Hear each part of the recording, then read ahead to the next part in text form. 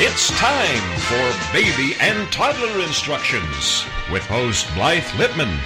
Blythe is a nationally renowned infant and toddler expert who has over 30 years' experience helping moms and dads regain their sanity, teaching them how to survive, and giving them the confidence they need to be the best parents ever. From sleeping to crying to potty training to choosing a preschool and so much more. If you're a parent, Baby and Toddler Instructions is the show you've been looking for. Now here's your host, Blythe Lippman. Well, good morning, afternoon, evening, wherever in the world you might be. Thanks so much for tuning in to Baby and Toddler Instructions today. I'm your host, Blythe Lippman. Hope everybody's doing well. Before we start the show, once again, another terrible tragedy with a shooting in Texas and the New York truck running into people last week. What is going on? You know, it's so scary, and for parents especially, I mean, I know I've talked to many parents, and they say, let's hope the world gets better. How do I explain this as my children get older? You know, I do baby and toddlers, so they don't exactly have to explain it, but you know, how do you not be overprotective? Anyway, I am sending huge healing hugs and lots of prayers to everyone that's trying to recover from so many things. This has to stop. Life is so precious. So anyway, I just wanted to send my healing hugs and prayers to everybody that's trying to recover from all the devastations we've had the last few weeks and months. So let's move on. So, yes, I've been promoting this show today saying, are you nuts? Well, I know you're not nuts. But today's show is going to be so much fun. It's all about nuts, legumes, pumpkins, and so many healthy foods that can keep your skin healthy. And I don't mean by eating these things. My guest will be Cynthia Boggs, who'll be with us in just a few minutes. She is the most wonderful esthetician and always has the best and newest healthy tips to keep you and your little one's skin healthy. And you know, with the cold weather coming upon us, the dry skin, the chapped lips, the red cheeks, my goodness, it's just not fun and it hurts. So Cynthia is going to share all her new and healthy ways to keep your skin healthy. No, it's Cynthia. She's best. She just knows. She has so many great things. Anyway, but first, there were some recalls this week. The J.W. Crawford recalled the children's rain ponchos. A drawstring in the poncho's hood poses a strangulation hazard to children. The drawstrings not only can become entangled or caught on playground slides, handrails, school bus doors, and other moving objects.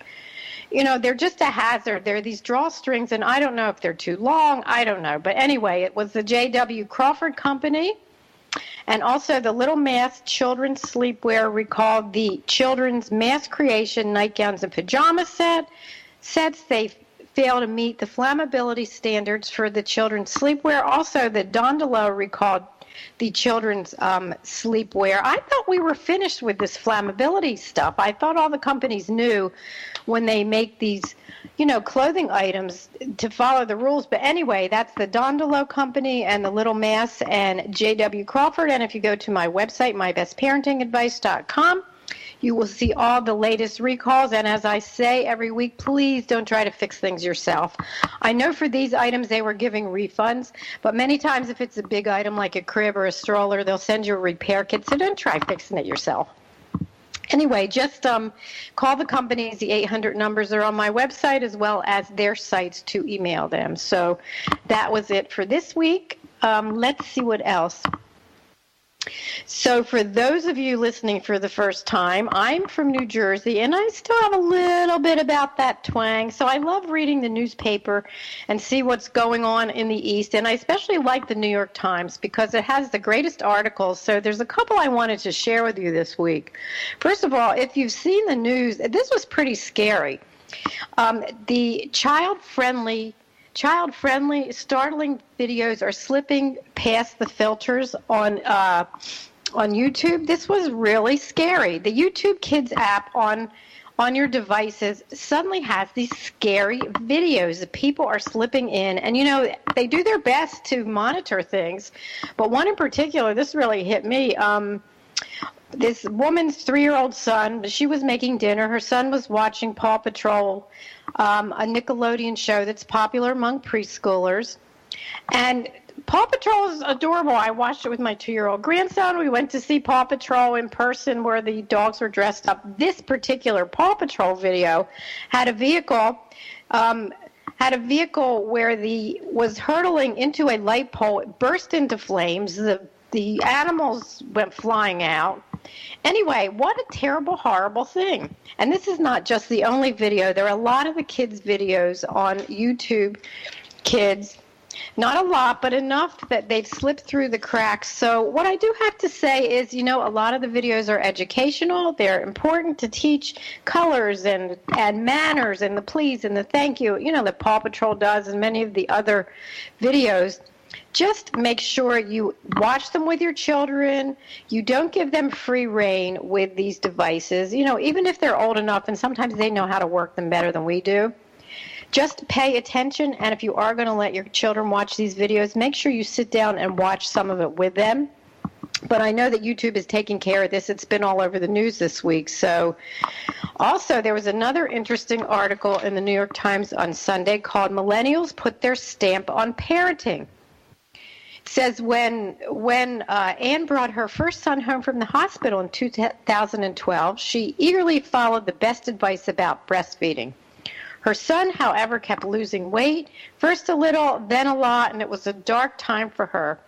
That's when she immediately turned to Google, and she says, I realized I was a second-class citizen in the eyes of the Internet. I tried to download an app for breastfeeding, and they were all clearly made by men and horrible. So she's an engineer and wrote her own app called Baby's Day. She was so frustrated, so basically, it says the much maligned generation of millennial, those born between roughly 1980 and 2000, has been chided for being selfish, spoiled, uncommunicative, overcommunicative, and addicted to trophies, hookups, and likes. That's pretty negative. But while the rest of the society has been busy hating millennials, the older ones have been busy growing up, settling down, having children. More than 16 million millennial women are now mothers. That's a lot, 16 million. A number that grows by more than 1 million every year. 82% of children born each year are born to millennial mothers. That's 5 out of every 6 babies. So we're going to be calling them perennials, Parennials, not to be confused with the flowers. And they're challenging, they're so challenged.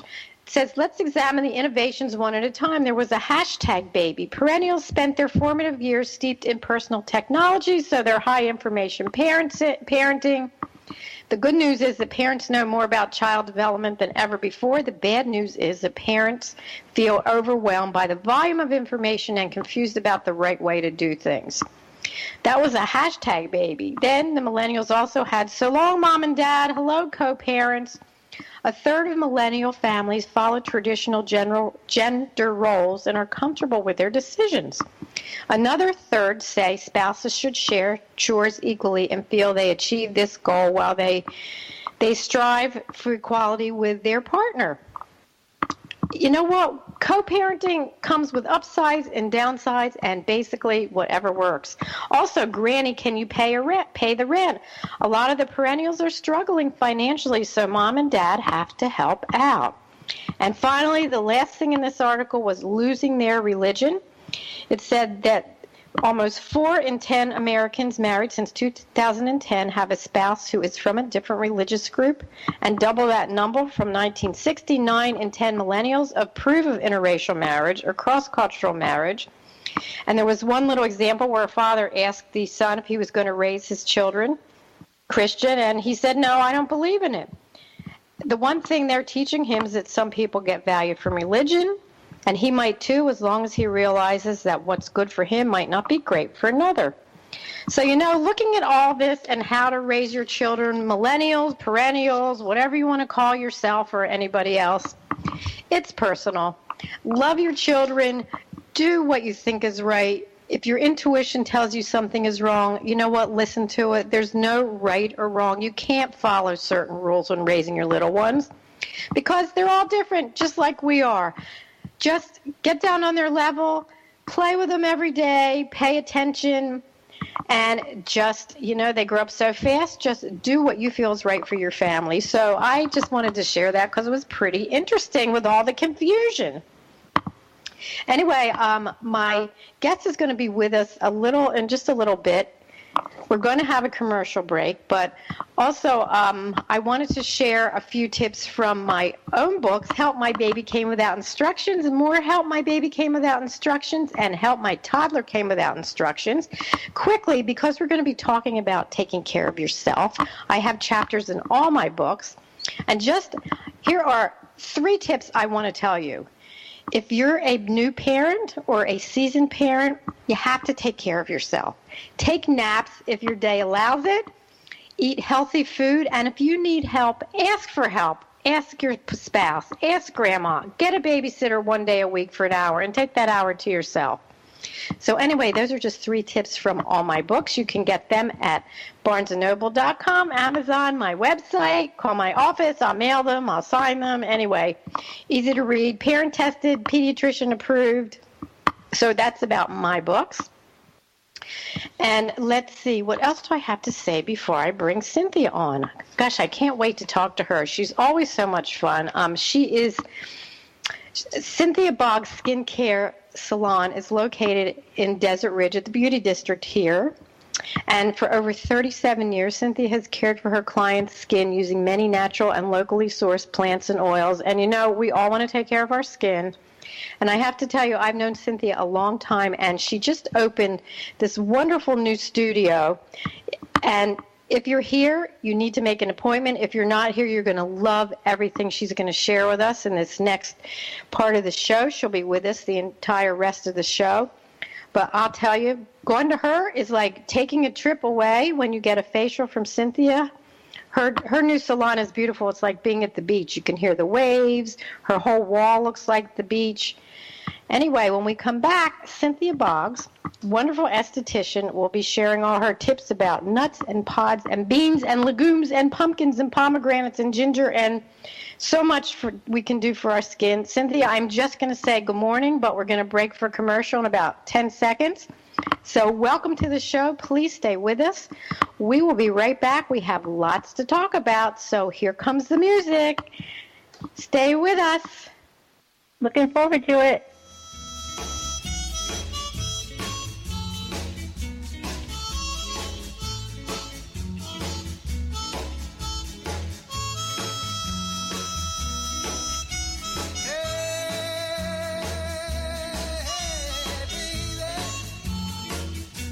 We'll be right back with more Help My Baby Came Without Instructions. It's Baby and Toddler Instructions with Blythe Lipman on TogiNet. We'll be right back right after these.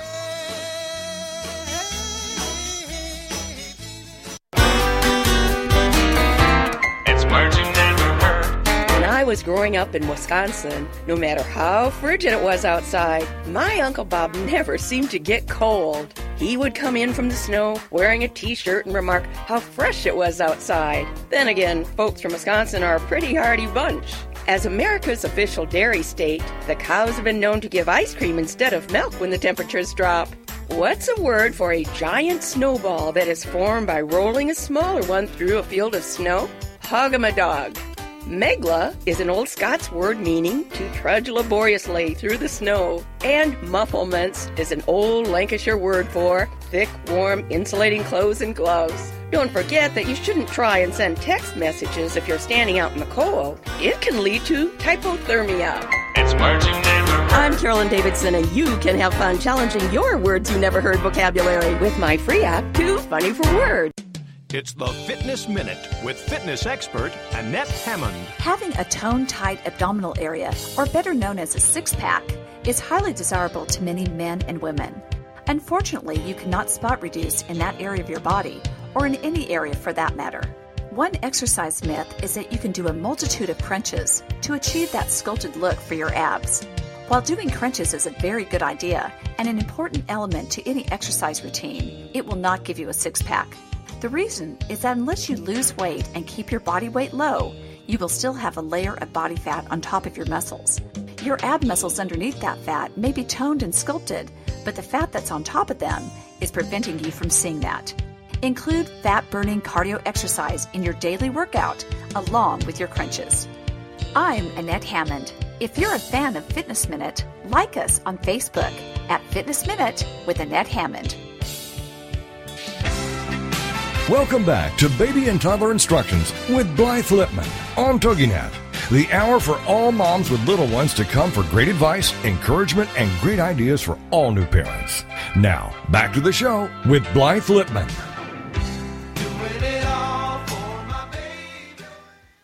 Well, welcome back to Baby and Toddler Instructions. I'm Blythe Lipman, and I am welcoming the wonderful Cynthia Boggs to my show this morning. She's an esthetician, and I love Cynthia, and I have to share this because we were talking about the article about perennials and millennials, and she's thinking, she's not old, but she's thinking we should come up with a new title. What should it be?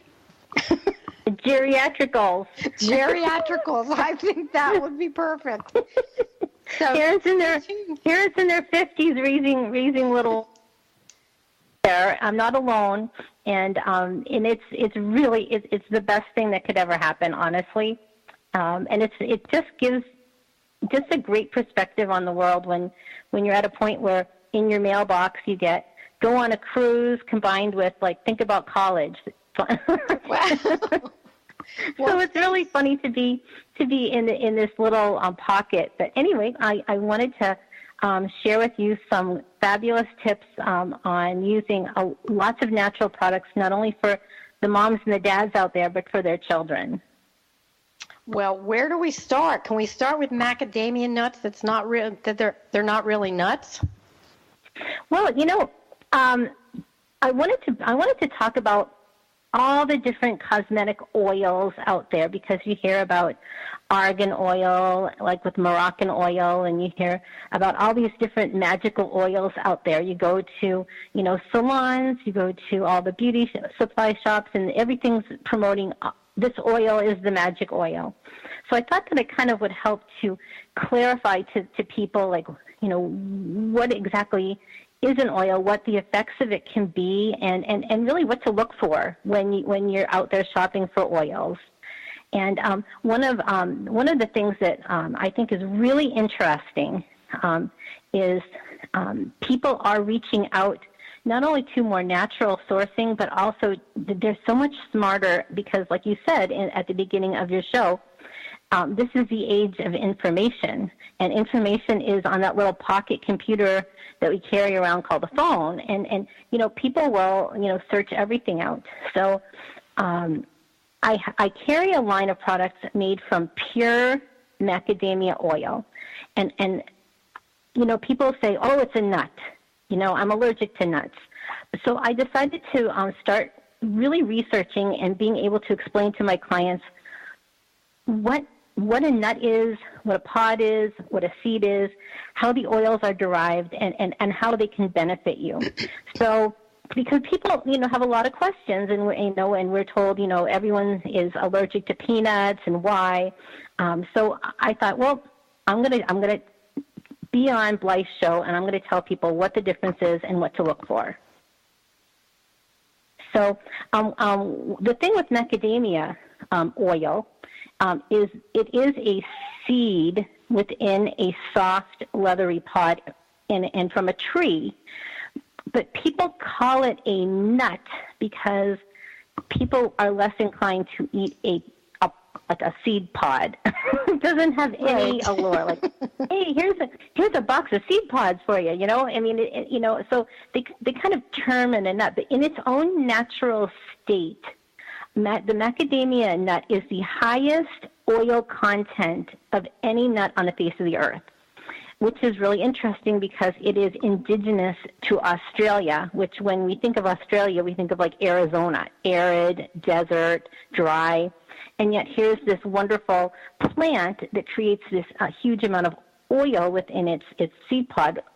But it's not an oil that is a bad oil. As a matter of fact, a lot of studies have shown for people that have heart issues that eating like a small handful of macadamia nuts every day is the good oil that helps your body, and it actually helps and has been proven to help lower blood pressure. and to help the body operate better, because the human body needs oil. I know a lot of people think it's high in fat, and there's a difference between fats and oils as well, but we won't go there. So when you use an oil on your skin, oil is not all the same. Like, not all oils are the same. Things like tea tree oil, which is actually indigenous to Australia, is a completely different type of product. It's derived from burning the plant and pressing the oil out of the ash. It's highly alkaline, and it's used on oily skin. So a lot of people with oily skin think, I can't use oil on my skin. But different oils and how they're derived are extremely beneficial to different people's skin.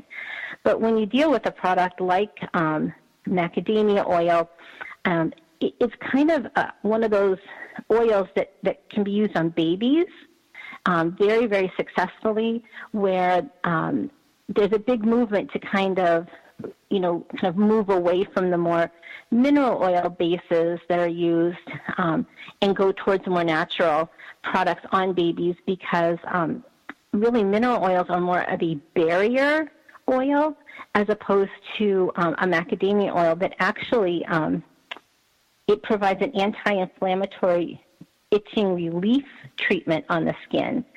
Cynthia, I have to interrupt you a minute, because I just received a question. The question is, how do I know, because macadamia is a seed and not a nut, how do I know if I'll be allergic to it? Does it work the same way? That's a great question. Anybody can be allergic to anything at any time. So if you have sensitivities, you need to try it, and you need to research it on your, try it on your body, a little bit. So it's not a blanket statement that it has no allergies, because anything can have an allergic effect on anyone, especially people with heightened immune system, sensitivities. So like anything, you want to test it out before you know. But it's a different kind of a thing than a peanut, which is a legume, because peanuts are grown close to the ground, and the problem is the funguses grow within the shell. Whereas with macadamia, it's grown. The trees are like 40, 50 feet high, and it's grown in a pod. So it's a kind of a different way that nature presents the oil. So yes, that's a great question. So as with anything else in our life, which is why there's such a variety, you want to always, try it out yourself. And if you know you have sensitivities, again, you always want to do some more research above and beyond. Exactly. Okay, thanks for answering that. I hope that answered the question. It was an email question. Great. So it's funny because we said, what do you mean oil is healing for the oily skin? Are you nuts? I'm happy you're talking about that, because I didn't know that. I learned so much from my guests. So go on. Well, many oils that are used, like jojoba oil, which is actually also jojoba oil is a bean pod. So it's a different type of a plant. It's actually a scrubby plant. It's not an attractive plant, but it has these bean pods that grow on it that they open and cold press to get the oil out of that. So it's very interesting when you deal with product and you research how they're grown and how they come about on the earth and how we apply them. So not all oils are the same, and they all have different effects on the skin. So I spend a lot of time not only caring for my client's skin, but educating and researching for them as well. And when I say it's an anti-inflammatory like nature's cortisone, certain oils applied on the skin do create a calming effect, which is like a vasoconstricting effect as opposed to a stimulating effect. And they're very, very healing on the skin as well. So, when you look for products and you look at all the things out there, and if it interests you, you want to just kind of research more to find out, well, what are the effects that it's going to have? And a lot of products that are good for the skin are also good for the hair. And I tell people, you always want to anything that you put on your skin, think of it as, would you put it in your hair? Do you want it on your face? You want to really research it and smell it and feel it, because texture and tactile, how products feel, are really important as well. I have to say something about the macadamia oil, and I don't work for a macadamia company or anything else, but I tried it, and I don't either.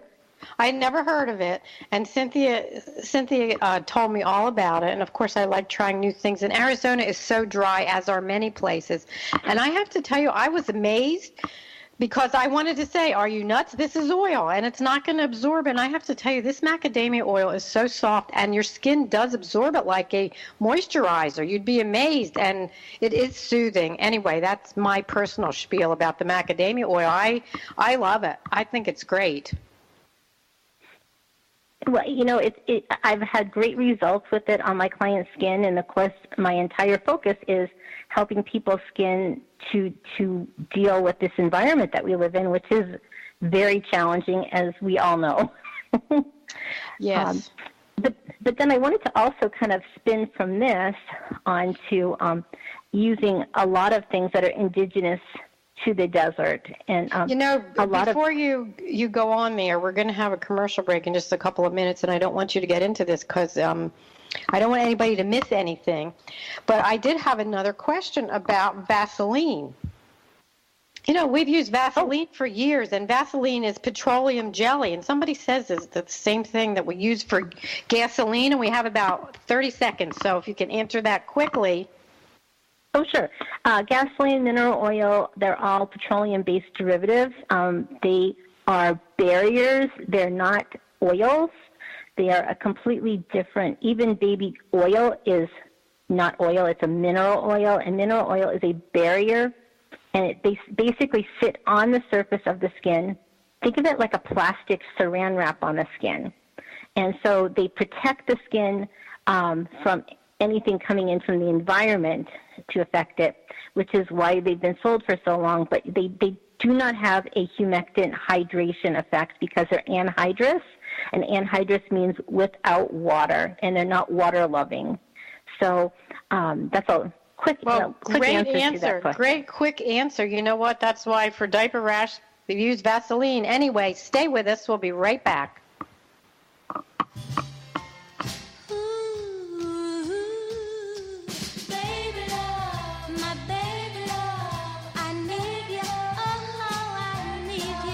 We'll be right back with more help. For help, my baby came without instructions. It's Baby and Toddler Instructions with Blythe Lipman on TogiNet. We'll be right back right after these. Baby love, my baby love, I need you, I need you. It's merging never hurt. Gifts may gladden girls, but they seem to burden guys. That's what a recent study by Live Science says. Women respond with happy gratitude when they receive a present, but when a man unwraps a gift, he immediately feels a sense of obligation to the giver. Even those women who really don't like getting presents are pretty good at faking a smile. What do you call a person who fakes a smile? An exedesiast. According to psychologists, men tend to keep mental notes of what they got from whom and check it against their own generosity. Women, on the other hand, take gift-giving much less seriously. I guess ever since Eve gave Adam the apple, there's been trouble between sexes about gifts. Have you ever unwrapped a G-Food jet?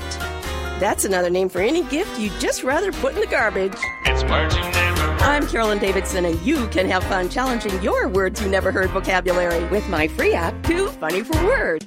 It's the Fitness Minute with fitness expert Annette Hammond. Dinner is typically the largest meal of the day, and Harvard Medical School recommends to take that opportunity to make sure you meet your daily quota of 5 servings of fruit and vegetables. Roasting vegetables is not only easy, it's also a delicious way to serve them. You can roast any vegetable from zucchini, peppers, eggplant, mushrooms, onions, to carrots, cauliflower, and broccoli. To roast them, cut the vegetables up and place on a cookie sheet lined with foil. Drizzle a little olive oil over them and sprinkle with pepper. Cook them at 375 degrees for 25 minutes. Savor roasted vegetables as a side dish or toss them in a salad or pasta. When you pile on the produce for dinner, there is less room for unhealthy food. For the Fitness Minute, I'm Annette Hammond. Visit our Facebook fan page at Fitness Minute with Annette Hammond. Welcome back to Baby and Toddler Instructions with Blythe Lipman on TogiNet, the hour for all moms with little ones to come for great advice, encouragement, and great ideas for all new parents. Now, back to the show with Blythe Lipman.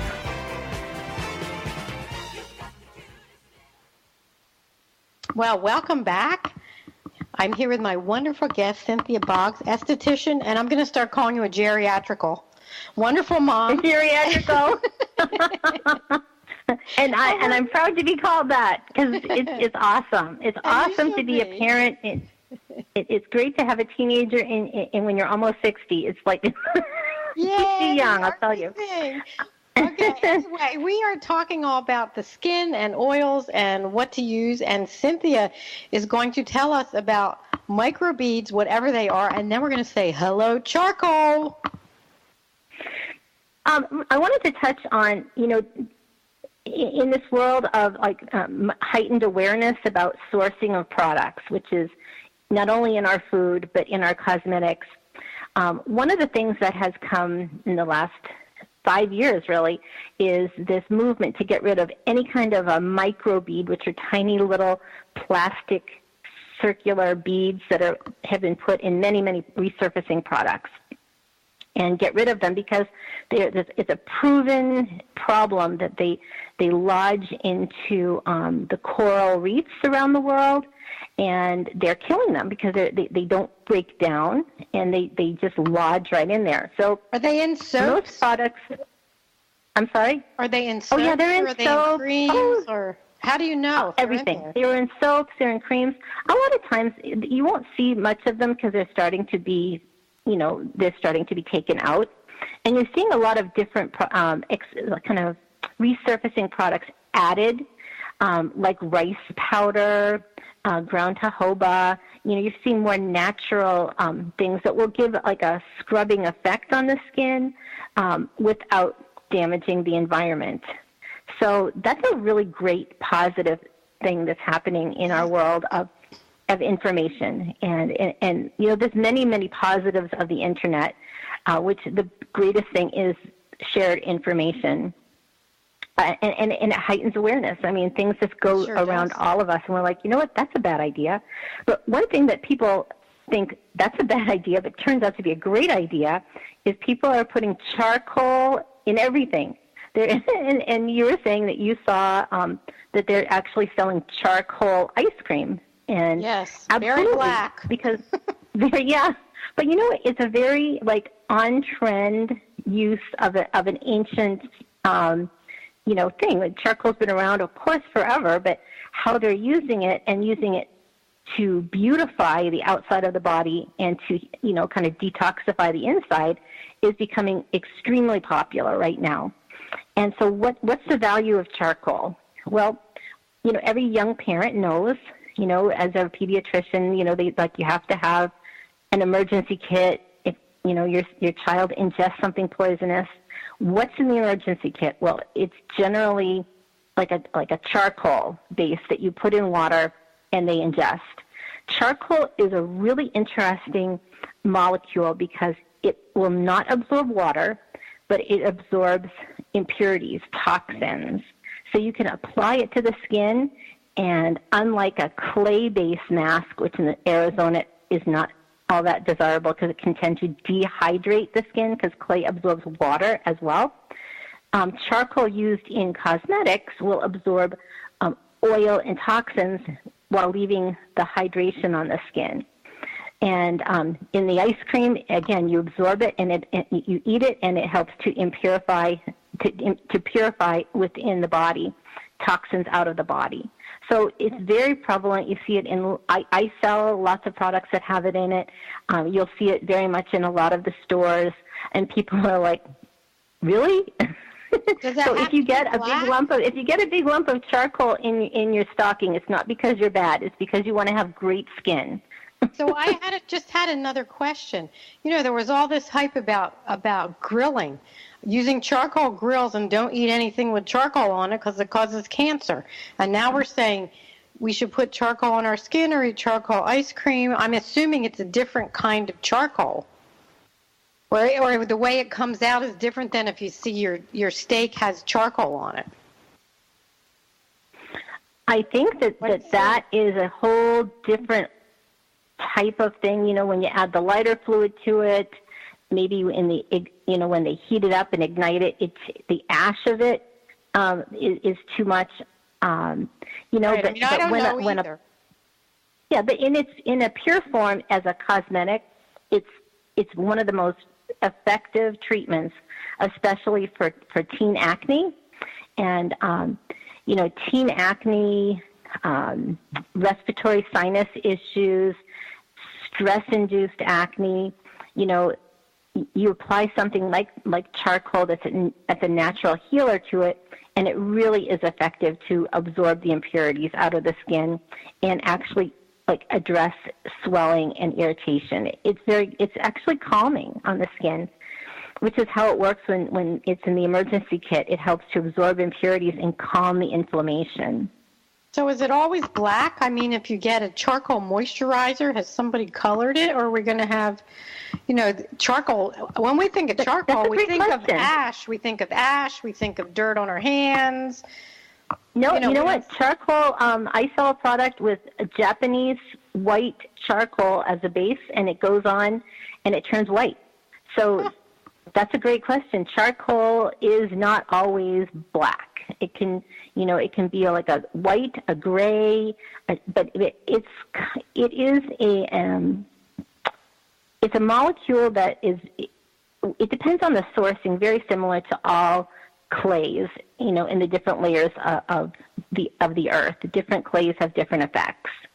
So the charcoal, with the sourcing of it, how it works, really depends on where you get it from and how it's added to the product. But it's a very, very effective treatment, and you'll see it in many, many, many products on the shelf, especially this year. I mean, it's like the buzzword in the beauty industry is charcoal, and another big word is pumpkin, apple, mallet, kojic. What are all those? Why do I want to put pumpkins and apples on my face? Like, really, what's going to happen?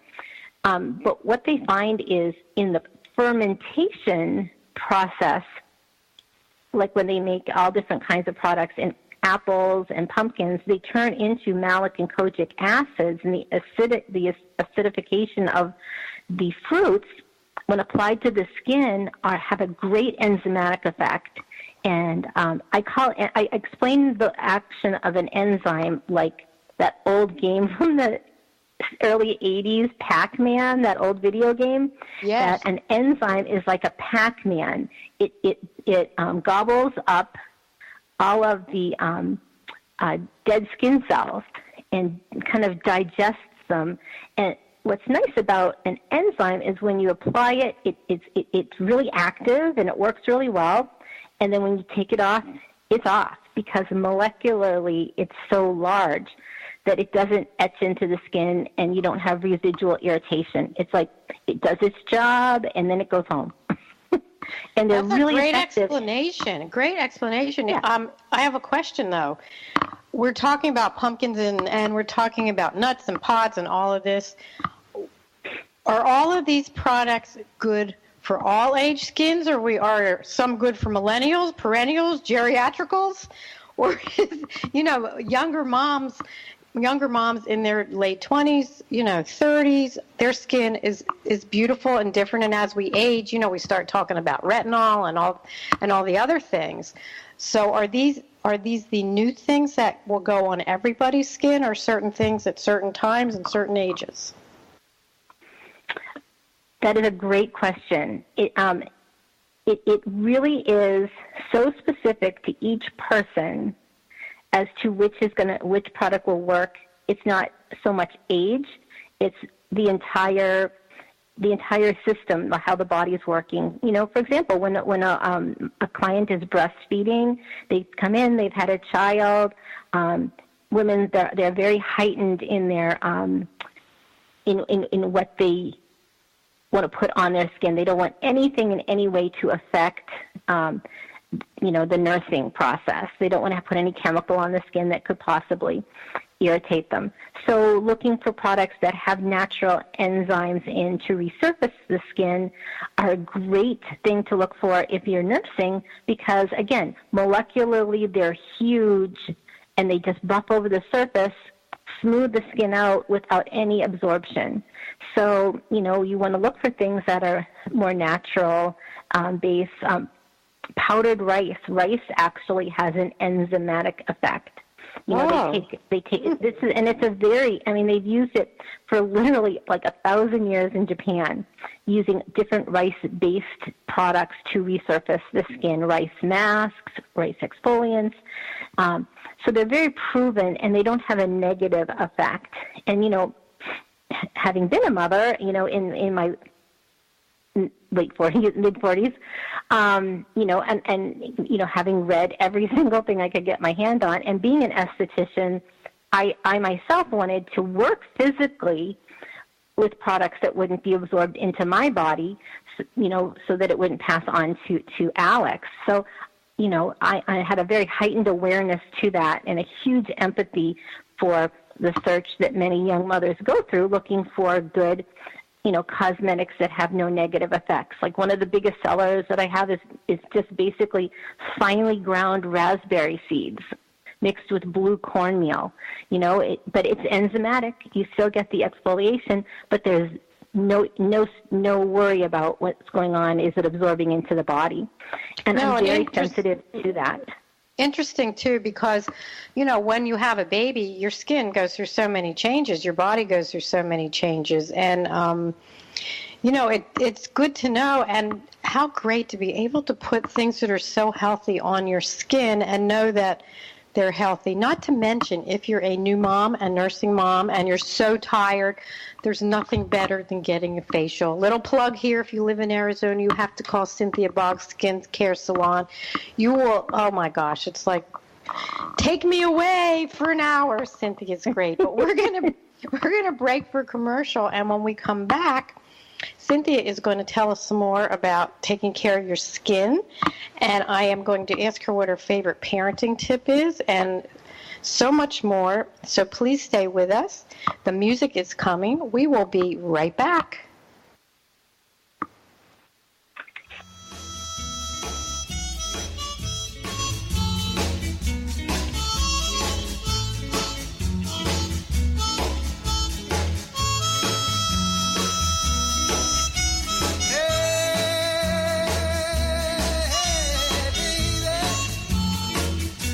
We'll be right back with more Help My Baby Came Without Instructions. It's Baby and Toddler Instructions with Blythe Lipman on TogiNet. We'll be right back right after these.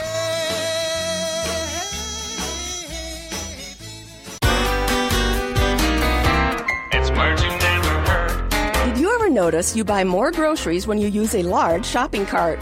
The shopping cart, or trolley as it was originally called, was invented in 1937 by Sylvan Goldman, owner of 2 Oklahoma City grocery stores. Back then, shoppers carried their food in wicker baskets. One day, Goldman was observing his customers and realized that as soon as their baskets were full or too heavy on their arm, people stopped shopping. Goldman thought if we could somehow give customers 2 baskets, we could do considerably more business. What's another word for a resourceful person? A debrouillard. Goldman put wheels on some folding chairs, attached 2 baskets to the seat, and let the back of the chair act as a handle so the cart could be pushed with one hand. What do you call anything that can be manipulated with one hand? A thumbadoodle. It's words you never heard. I'm Carolyn Davidson, and you can have fun challenging your words you never heard vocabulary with my free app, Too Funny for Words. It's the Fitness Minute with fitness expert Annette Hammond. Many of us look forward to the holidays all year long. It is such a magnificent opportunity to get together with family and friends and decorate and give gifts and eat the most delicious food. But numerous people dread the holidays. As far as their weight, health, and exercise are concerned, they know they'll have so much temptation and chances to derail their healthy lifestyle. Many just resolve themselves into thinking that gaining weight over the holidays is a fact and there is no way to avoid it. But it doesn't have to be that way. I want you to embrace the holidays. Have a plan before you go to any dinner, party, or event, and decide what you're going to eat and stick with it. Yes, there will be temptation, but you can overcome it. Stay with the plan and reap the benefits. You can contact us at fitnessminute@AnnetteHammond.com. Welcome back to Baby and Toddler Instructions with Blythe Lipman on TogiNet, the hour for all moms with little ones to come for great advice, encouragement, and great ideas for all new parents.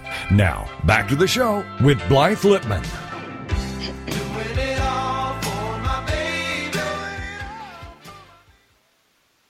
Well, welcome back. I cannot believe we're up to the last part of the show.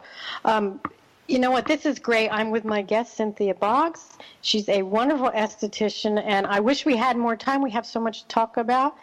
You know, Cynthia, I never asked you this. Cynthia's been on the show a few times. When did you know you wanted to be an esthetician? You know, that is a great question, and my son just asked me that recently. You know, I would say probably when I was his age, which is 13. I always loved this industry, always. And it's, you know, I always knew where I wanted to be. And I was very fortunate that I went into it, you know, and it's just been, like, amazing ever since. I never stopped wanting to learn. You know, it has always interested me, all the things that are in the salon world, in the beauty world, and I've always loved the business. And so, you know, I was very fortunate because I never had to wonder what I wanted to do when I grew up because I always knew what I wanted to do. And I'm very fortunate to be able to. That's great because you can, you know, you love your job, and it's so great when you love what you do. You're so good at it. So let's quickly, before we go back to the skin, do you have a favorite parenting tip? I can't believe Alex is 13 years old. My gosh, I remember holding him as a little tiny baby. I know. And I remember you giving me your copy of, you know, help, my baby didn't come with instructions. So, yeah, and boy, is that true. You know, my favorite parenting tip, especially now that I have a teenager, that my husband and I, you know, we do all the time is we love him.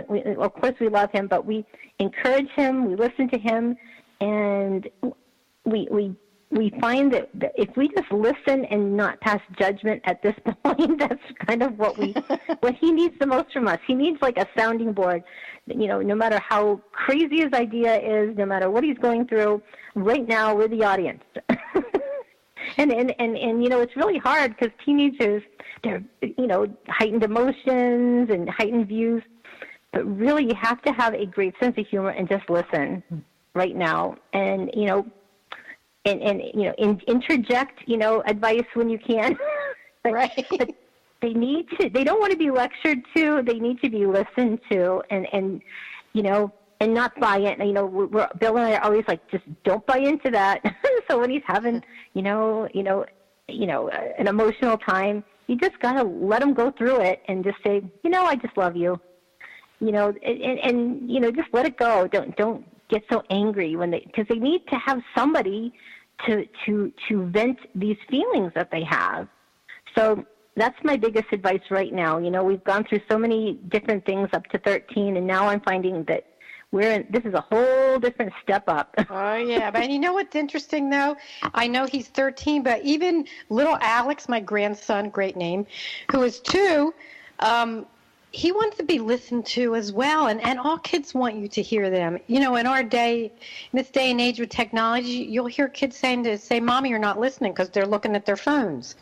So that is great advice to listen. And you know what? 13 is interesting. Wait till he gets his license. Back to the skin. Well, you know, one of the biggest services that I offer, and I'm very busy with it, is as I do teenage facials, and because I have a teenager, of course, and a lot of my clients, I care for their children, and I've known a lot of them so long that now I care for their grandchildren. And teen facials are really interesting because a lot of it is spent in educating the teenager as to what's going on, because each one of them feels they're the only one that has ever experienced this, because you're in that kind of very, egocentric phase of your life. And the first thing I tell them is, you know what? I know exactly what's going on, and I'm going to tell you exactly how to handle it. And that just makes them feel like, really? Well, but the most important thing with it goes back to. Go ahead. Oh no, it goes back to just educating them, because they think that they're embarrassed, they're sensitive, they're like their mom drugged them in and they don't want to be here. But the first thing I say to them, I totally know what's going on. I'm gonna tell you how to do this, and we just talk. So usually the first appointment is very verbal, like, hey, it's an educational time, and then great. then.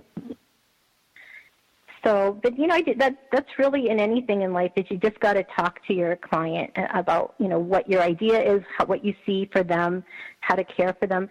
And I also wanted to talk about one thing that people ask me all the time, and it is really like this mystery that people have, is what does the number on a sunblock mean? It's a great question, because you see SPF, like, for babies, SPF, 100 plus, because we want to know that we're protecting them at all costs. So I want to just clarify, pretty much sum up what the numbers mean and what SPF means. SPF, it means sun protection factor, meaning number. And so each number is, like, if you consider 1 is 15 minutes, then SPF 15 is 3 hours. But really, it all becomes moot, because the FDA's guidelines is no matter what, you got to, in order for anything to have a high effect, it has to be reapplied every 2 to 3 hours. So when I explain SPF to people, really, an SPF 100, like, no one's going to be, there's not enough sun. Right. The day isn't that long. Maybe on Mars. Marketing. So, but you do need, you do need to have the sun protection factor. You need to have the broad spectrum UVA, UVB sunscreens, because the human skin needs a protection, which is why instinctively we wear clothing. And we need to be protected from our environment. So SPFs really are mandatory, not only just for beautification and maintenance of the skin, but also for health. So when you have this beautiful, precious baby with their gorgeous skin, whatever kind of environment you're living in, SPF should just be like, you brush your teeth, you wash your hair, and just add zinc and titanium dioxide to your daily routine. And a lot of SPFs are, zinc oxide, which of course is used in all baby creams and is very effective. And zinc itself it's like a natural calmer it calms the skin.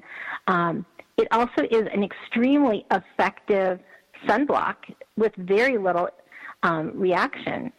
So you want to, most baby products on the market for these extremely educated young mothers, middle-aged mothers, and old moms, as we read, geriatricals, as we read, we realize that you really only need the zinc and titanium. That's the key. And if you apply that every day, not only on yourself, and not only on your face, but on your neck, the back of your neck, and your chest, and your hands and arms, just, how you have that extra SPF on your hands, wipe it all over your body, rub it in. No, and that's such a good tip, because people don't know what SPF stands for. And the thing is, put the sunscreen where your toothbrush is.